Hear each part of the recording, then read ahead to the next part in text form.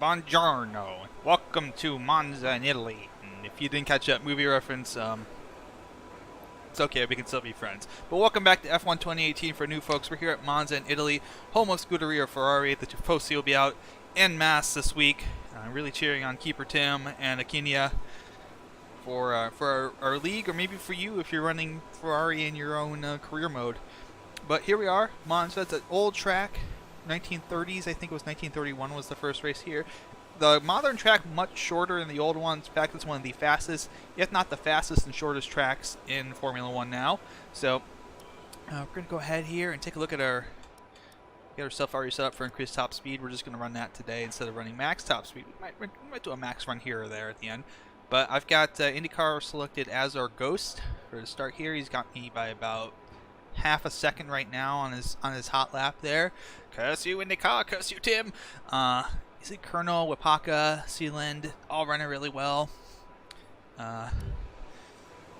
Pretty easy track to understand and learn. There's not a lot of corners, there's a lot of long straights, but there's a lot of small technical things that really will set a good player apart from a bad player on this track. And it's how you take those corners, how you get out of the corners, not just how you set up, but there's corners like Parabolica that are very different and very interesting to take, and you probably think you're taking it the right way, but you may not be. So let's go to track, do our flying lap here as we come down the back straight out of the last chicane. Heading into Parabolica, we're going to slow the car down here. We'll talk more about this as we come back around the other side of the lap here, but normally you're going to be on the full throttle coming down this front straight. There's our start-finish line. DRS zone. Now we're going to slow things down a little bit. Now, normally you got the DRS on, you're flying down this straight into this first chicane. Very hard braking zone. The thing here is you want to make sure, I usually like to brake around 125. Maybe it's a little bit earlier. Maybe you want to brake around 100. But the key here is getting the car slowed down, getting your downshifts done, and getting to that first curve with enough speed so that you're not understeering, but you're also not too slow and getting overtaken either into the zone or out of the zone. Now, this is going to be, especially at the start, a very common place for people trying to be greedy. On early laps, maybe later laps, you get someone in the draft and you decide to pull out late and try and pass someone down the side. Now, if you're Daniel Ricciardo, you can do it because you're a master at that kind of thing. But for a lot of people, it's going to be very dangerous, and I don't always suggest doing it. If you're going to make a pass into here, you need to make sure that the person behind you is aware that you're there, because they may turn in early. You also may want to make sure that you're going to make the corner, and that's the biggest thing here. Now, if you miss the corner going straight this way, you do have to go through you can weave through those tiny little chicanes. Don't hit them because that's probably a penalty. But if you miss it and you try and turn, you're probably going to collect 5, 6, 7 people, take out a bunch of people, make them angry at you, and ruin your own race as we're going in. So we're getting on the brakes here. As we get to turn in, we want to release the brakes, get the car kind of turned in here for this first right. Getting on the curb is okay. You want to get on this first curb, not the inside curb there, the orange part, that's bad. But the big thing is getting the car kind of pointed to get turned in here for the second one as tight as possible. Again, avoid the higher sausage curve there. That's the orange bits. And if you can stay off the outside here and just get a nice acceleration, so we're still in 8th, out of here, then that's probably the best. With your big sweeping right-hander, just take this flat out, no problem. But again, coming up to the second chicane here, brake right around there where 125. You probably saw that we started to slow down where that fence opening is. It's a good spot to start with.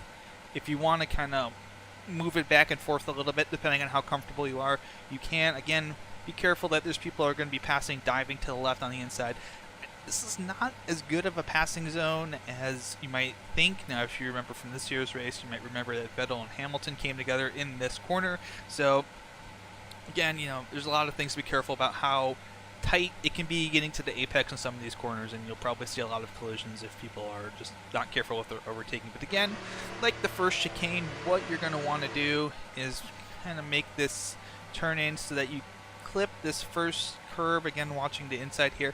Now the second apex is probably the most important of all 4 of these turns so far for 2 reasons. One, if you hit that inside curb, you're going to lose the rear end, you're going around. If you get on the gas too early and the tires are still spinning, you're going to lose the rear end, you're going around. if you hit it right, you should be able to get on the gas maybe around the apex and then have a straight shot down to the Lesmo curves. If you understeer a little bit, there is a curve out here, but it's very dangerous because right out here, this little area, that's gravel, and that will catch you, slow you down, slow down your speed through this whole next section, and people will be people who make that are going to go by you, and you're toast, you're losing positions. Plus, it might make you spin too. So let's go down here to the Lesmo curves. Again, 2 curves, 2 rights. There's Lesmo 1, Lesmo 2. They're both a little bit different, so you want to make sure that you're getting it right here. First one's a little bit of banking you can see in this corner. Very tight, right? It opens up about 2/3 of the way through, so that's when you can start to get on the gas, let the car flow out to the outside. Again, there's a gravel trap out there. You get on this concrete a little bit. It's not preferred, but it's there if you need it. Again, just be careful of the gravel. A lot of gravel traps around here are very right next to the curb, so you have to be careful of that. Now, this is the most important of the 2 Lesmo corners because this one leads out to another DRS straight, heading down to the Variante Ascari, which is your next big braking point. So you want to get this right. And a couple of things to keep in mind here. Braking around 50, or the 50 board is okay. Now, your turn-in needs to be smooth. You need to want to get it so that the car is angled to not go to the outside curb if possible. So what I like to do usually is I like to kind of try and get up on this curve as much as I can without getting off on the right there, so that I have turned in to come to the outside. Maybe use a little bit of the outside curve with the tires. Don't get on the green stuff, it's slippery. They'll mess up your traction.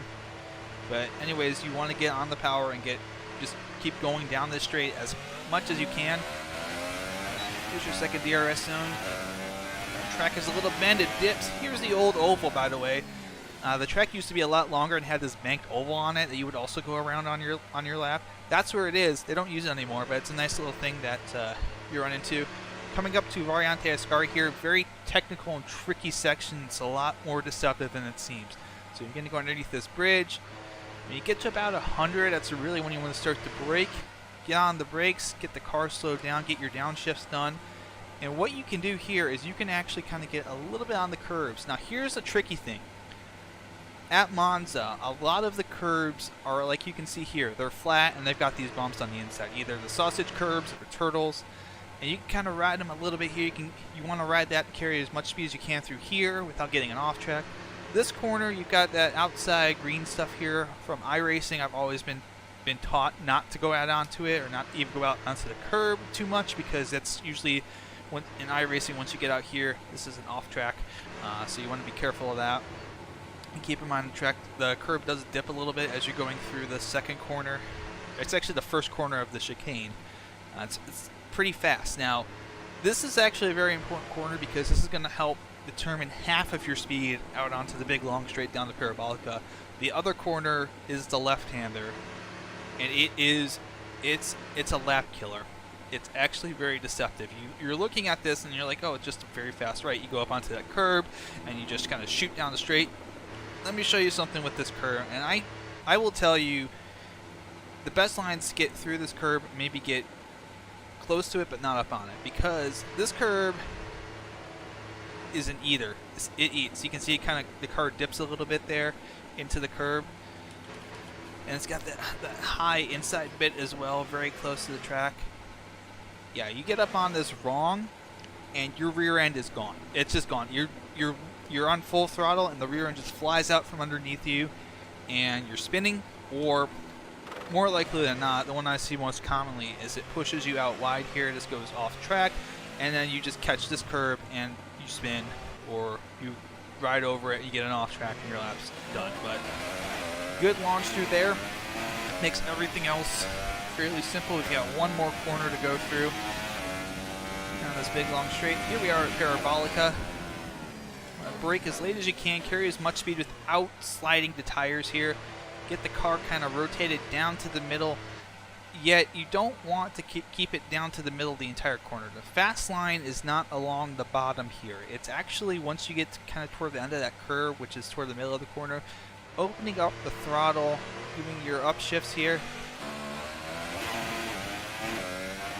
letting the car drift out to the outside to see where that curve is out there. That's where you want to be. And then bring it back to the inside. 8-minute lap. Let's do it a little bit faster than that. You can see IndyCar slightly faster down the straight. Getting off the brake. That was really good. I shifted a little late there. See, there's the setup difference here. I'm losing a little bit more time.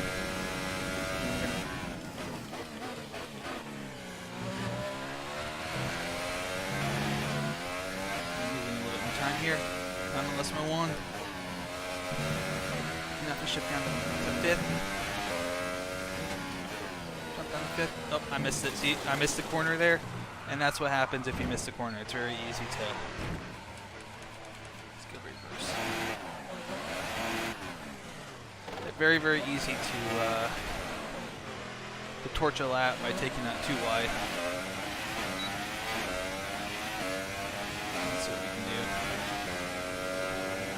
Again, we're going to be down the straight, goes a little bit uphill. There's our braking.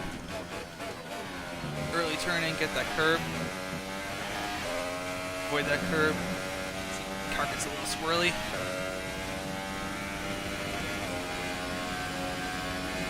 You want to run as low of a downforce here as you can to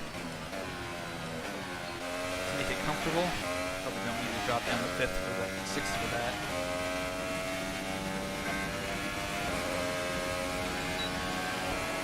DRS 137, well that's with our spin. Let's see what we can do here with this downforce. And we're gonna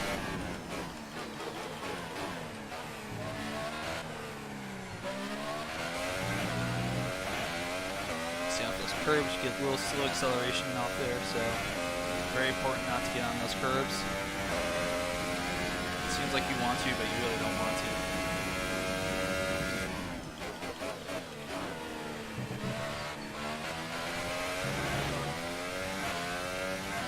Better. Again, we went a little too far there, so the track's going to punish us. Let's see if we can really piece together a solid lap here. Again, we get down to 100. Very aggressive on the downshifts here.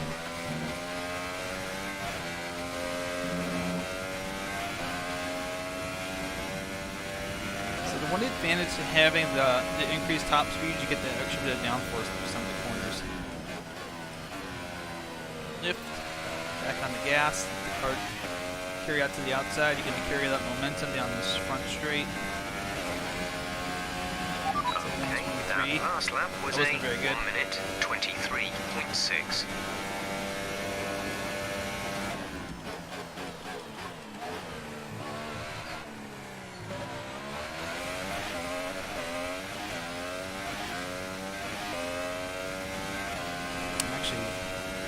About even. Very surprising.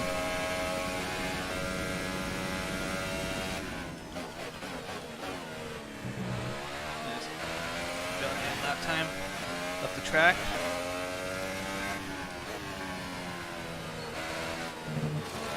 Nope. Carried a bit too much speed there. Let's see if we can restart the lap here real quick. We'll do one more, I think. Do one more clean one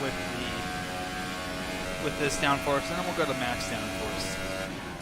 Max top speed. Really, the key here for a good lap is to carry as much speed as you can through Parabolica to get back on the gas as soon as possible. Our fastest lap is a 1:23.6.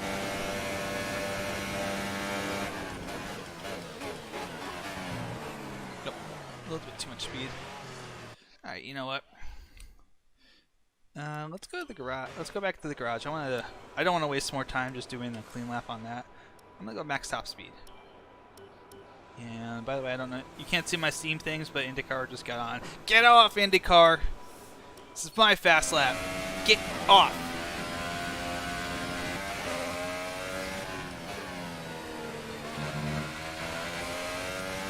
There's a little. Oh, and yep. It's that second Lesmo. That's going to be a place where I think a lot of people are going to mess up during the race. I think you're going to get people that are just taking that way too fast, and they're just going to lose it on exit because they're going to catch that green stuff, or they're going to catch the gravel trap. And as soon as you catch the gravel trap, it's game over.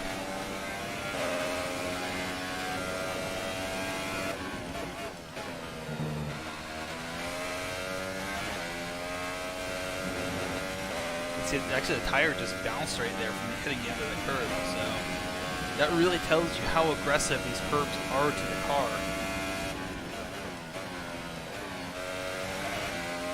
Really back on the gas there, but that was good. Looks like I'm going to give us a little bit more speed down the straight.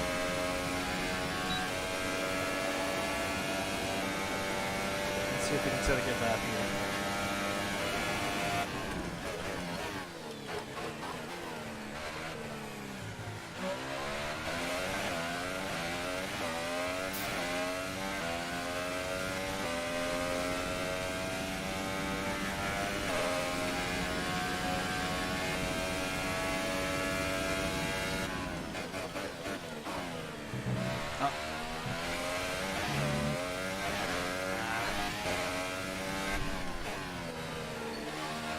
Too aggressive, unfortunately.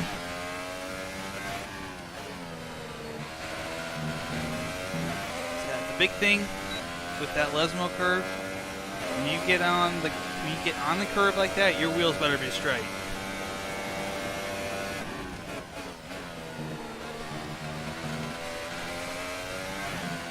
And again, you can see it hit that curve, and boy, it just, yeah, that's why you don't take that curve. I mean, perfect example right there. You know, I'm just trucking along, and I hit that curb, and it just threw me. It threw me sideways. Absolutely, super quickly threw me sideways. That's what we got. I'm gonna get a fast lap here. Just you watch.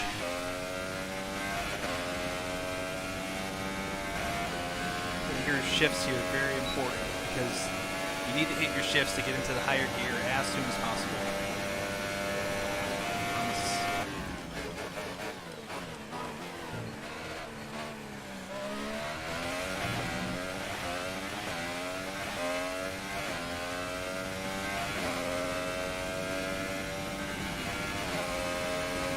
Along the bottom line here.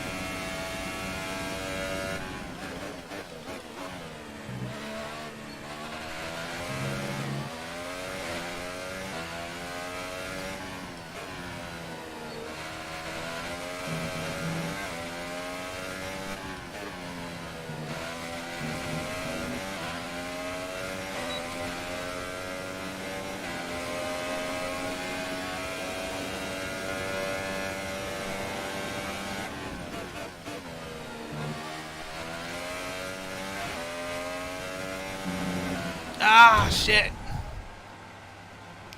Again, those curbs are just going to kill your lap time. One more shot to do this right. Let's try one more time here.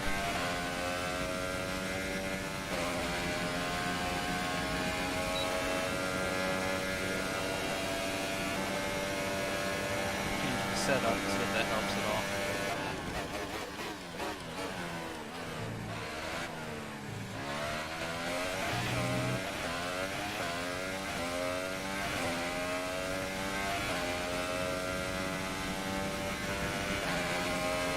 Focus.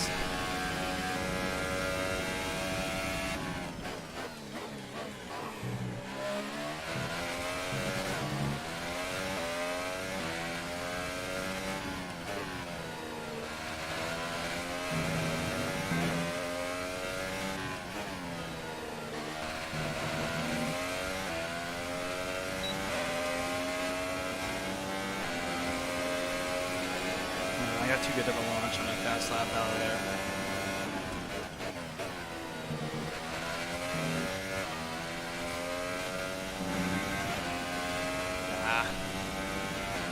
This will be a good lap though.